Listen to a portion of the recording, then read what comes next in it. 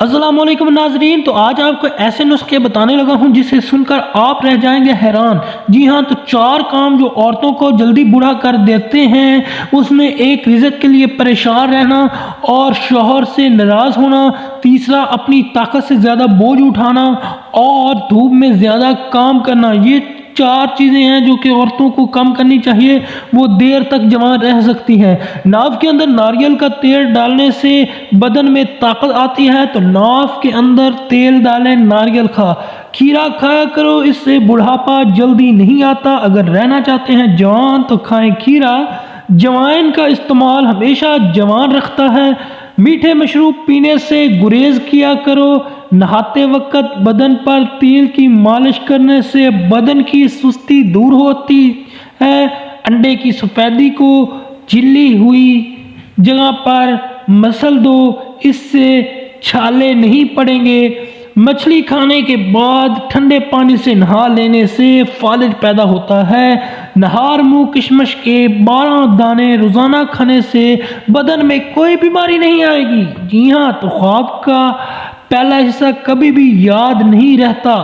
کیوں نہیں رہتا بتائیے گا؟ آپ سن کر حیران ہوں گے کہ چینی جو ہے سگریٹ جتنی نقصان دہ ہے۔ مسکراہٹ چہرے پر سجائے رکھو، آپ کی زندگی 2 سال بڑھ جائے گی۔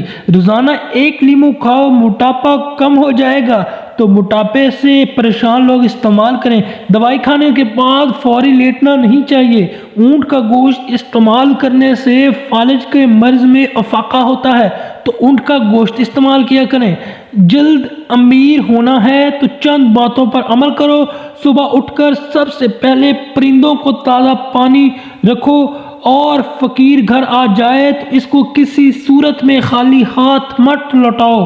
پیاسے کتے کے لیے روٹی اور پانی کا انتظام کرو۔ چھری سے ہاتھ کٹ جائے اور کوئی دوا نہ ہو تو ہلدی لگا کر پٹی باندھ لیں، خون بند ہو جائے گا۔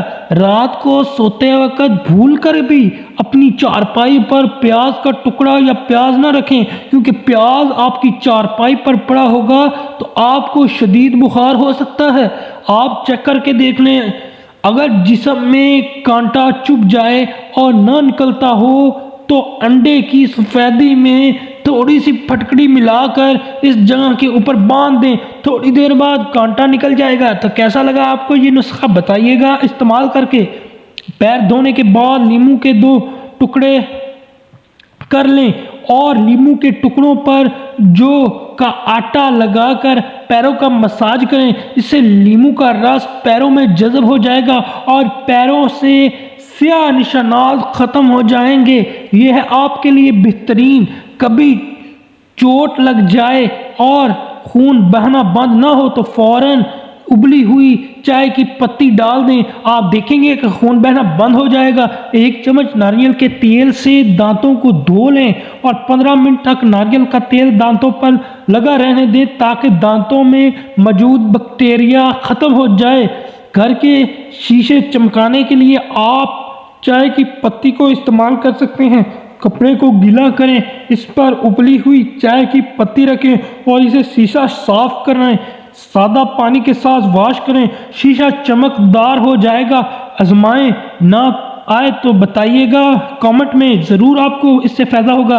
چولہے کی صفائی کے لیے چولہے پر پہلے بیکنگ سوڈا چھڑکیں، اس کے بعد تھوڑا سا سفید سرکہ ڈالیں، 5 منٹ کے لیے چھوڑ دیں، بعد میں چولہے کو صاف کر لیں۔ ساری گندگی صاف ہو جائے گی، زیادہ جمے گی نہیں۔ اور اگر صبح کے وقت 1 گلاس تازہ پانی میں کھانے کا چمچ لیمو کا رس تھوڑا سا نمک ملا کر پی لیا جائے تو یہ معدے اور آنتوں کی صفائی کے لیے بہترین ہے۔ شہد کو پانی میں ملا کر زیادہ سے زیادہ استعمال کرنے سے مثانہ اور گردے کی پتھری ختم ہو جاتی ہے۔ یہ بہترین نسخہ ہے پتھری ختم کرنے کے لیے۔ انڈوں کو پانی میں ڈالیں، تازہ اور صحت مند انڈے پانی میں ڈوب جاتے ہیں اور پرانے اور غیر صحت مند انڈے جو ہے وہ پانی میں اوپر تیرتے رہتے ہیں۔ تو یہ ہے پہچان۔ اور داڑھ کا دانت میں اگر درد ہو رہا ہو تو چٹکی میٹھا سوڈا اور چٹکی بھر سفید نمک مکس کر کے مل دیں، درد ختم ہو جائے گا۔ اگر سردی کی وجہ سے بار بار پیشاب آتا ہے تو 1 گرام سفوف دار چینی دودھ کے ساتھ پی لیں، فائدہ ہوگا۔ ویڈیو اچھی لگے تو چینل لائک کر دیں۔